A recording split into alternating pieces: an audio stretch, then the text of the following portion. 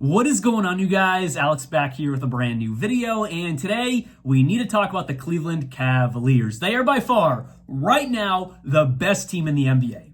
And I'm a Celtics fan. You know how much that pains me to say it?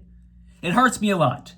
The Cavaliers, I'm looking right at the camera, are the best team in the NBA. Come playoff time, Celtics are the team to beat. They have Tatum, they have Brown, they're the defending champions. Come playoff time, I still think they're the team to beat, and it's going to be hard for a team to beat them in a 7-game series.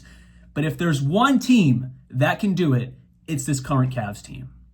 They're the best team. And I've always known they were good this year. I mean, just look at their record, look at their style of play, look at the way they win games, look at the way they play great overall basketball.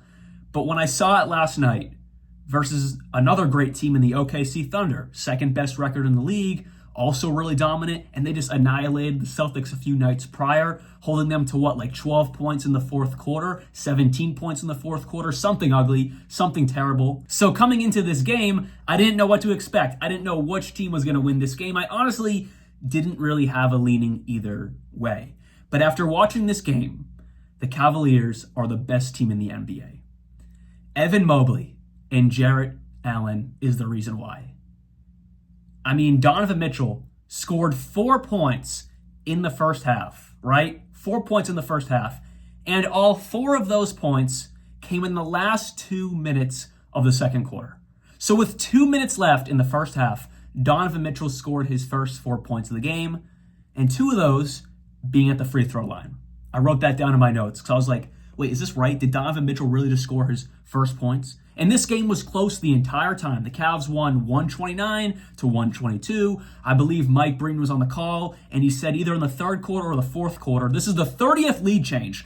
30th lead change. This game went back and forth the entire time. This game was awesome. Definitely one of the best games of the season. And Donovan Mitchell didn't even have a great game. He had 11 points.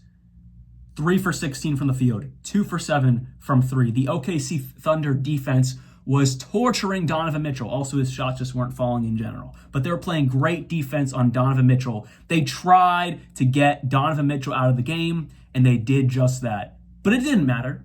It did not matter. You have Evan Mobley and Jarrett Allen. I wrote down in my first quarter note saying great ball movement by the Cavs, huge emphasis on getting their bigs involved, especially Jarrett Allen. Evan Mobley didn't have the best first quarter. Not that it was bad at all. It was fine. It's just they really emphasized getting Jarrett Allen the ball, really getting him down low in the paint, because Isaiah Hartenstein, as great of a center he is for this OKC Thunder team, he's not nearly the defender that Chet Holmgren is, and they were exposing that all last night. You have Jarrett Allen, 25 points, 11 rebounds, 6 assists, 9 of 11 from the field. Evan Mobley, 21 points, 10 rebounds, 7 assists.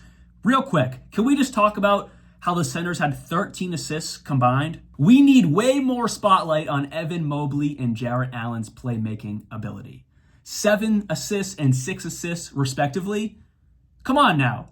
That's not an everyday occurrence. This Cleveland Cavaliers team is so unselfish. How many assists did they have last night? They had 36 assists.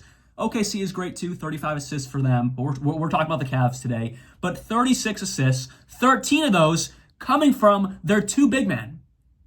And again, let me emphasize this. They won this game versus the best defending team in the entire NBA. They put up 129 points rather easily. They shot the ball extremely well. 52% from the field, 41% from 3. And Donovan Mitchell played not great because the OKC Thunder had a great game plan and they executed that well versus him. 11 points. Again, I'll say it. 11 points and 3 for 16 from the field. That's what you got out of Spider Mitchell. And you still won this game. 129-122. That just shows how dominant this team is and how good they're going to continue to be. And then you have Darius Garland. I haven't even talked about him. He played a pretty solid game, 18 points, 7 of 15 from the field, 7 assists as well. He's extremely underrated because he's not looked at as a top 10 point guard, but he's probably top 15, top 12. He's just not looked at that top echelon, but he should be. He's on the best team in the NBA, playing one of the biggest roles on this team, being that point guard, and he does it so well. He's also had some really clutch moments this season. The Cleveland Cavaliers, they're the best team in the NBA. And again, I'm a Celtics fan. It's like stabbing a sword in me. And am I nervous? A little bit. I still think the Celtics are the team to beat, but when you have Evan Mobley and Jarrett Allen, the best big man duo in the entire association, who's stopping that? You're still winning games when Donovan Mitchell doesn't play well. That's something to behold. And then off the bench, you have Max Strus, 17 points. He came in this game and was just torching them. Max Strus missed most of this season. This is like what, his 4th or 5th game? Maybe like 6 games? I don't even know. Let's see right here. How many games is this for Max Strus? This is 8 games, I believe. Yeah, 8 games. He's only played 8 games. Doesn't miss a beat. Comes in and is torching it off the bench. 5 of 6 from 3. You have Ty Jerome, one of the best backup point guards all of a sudden in the entire association. 15 points off the bench. Shout out Kenny Atkinson. He has completely turned this team into what they should have been all along. JB Bickerstaff was not getting it done, I guess, even though he's doing solid now with Detroit, getting them to be a better team. But I guess his messaging or the way he worked with this team was not working. They bring in fresh mind, fresh coaching staff, and it's just blowing this team up. Shout out Kenny Atkinson. He needs to be in the conversation for Coach of the Year, obviously, because he turned this team into what we thought they could be all along. Kenny Atkinson needs all the credit in the entire world. He has turned this team into, I'm going to say it again, he has turned this team into what they should have been all along. JB Bickerstaff wasn't getting it done. Kenny Atkinson is getting it done. That's awesome. I mean, I don't really have much else to say. I will say, though, and people aren't going to love me for this, but I'm going to say it. I'm still not fully convinced, come playoff time, that Donovan Mitchell is a true playoff-level number 1 star. And I say that, but it doesn't matter. They're still winning games. So even if Donovan Mitchell, come playoff time, isn't averaging 30 points per game, he doesn't need to.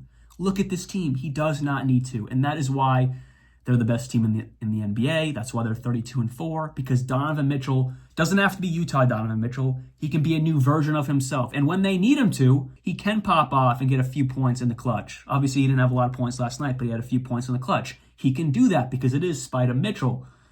But they don't need him to average 30. And that, by itself, makes them the best team in the entire NBA. And if you match them up with the Celtics, I'm not going to go too deep into it right now because we still got a lot of season left. But, I mean, it's scary for Boston a little bit. I mean, they have Kristaps Porzingis and aging Al Horford, who has the fountain of youth in him, but can that stop Allen and Mobley? Maybe one of them, but sure not both of them.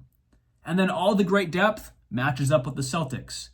The only thing that is in the Celtics' favor is, of course, they have Jason Tatum and Jaylen Brown, who, in my opinion, are better than every single player on the Cavaliers, besides, of course, Donovan Mitchell, I believe, is a little better than Jaylen Brown.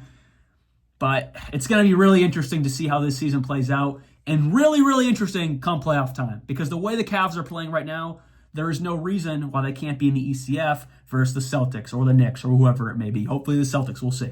And then for the Thunder, I know I'm not talking about them, but obviously they're playing great ball. And when Chet Holmgren comes back, I mean, for the West, it's going to be over. And they're going to be right up there with the Cavs.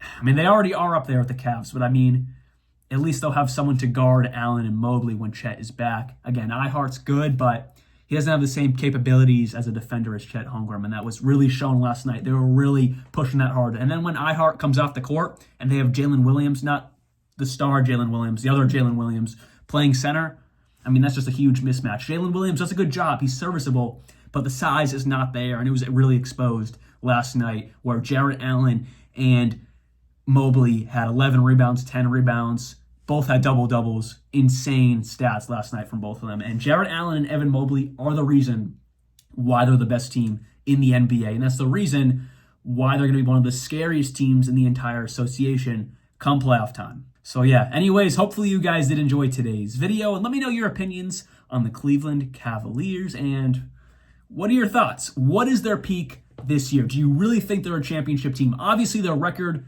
is the best in the league. But come playoff time, do you think they'll really be the ones to stop? And you think they can get to the pinnacle? Let me know your thoughts down in the comments below. I'll see you guys very soon. And like always, peace out.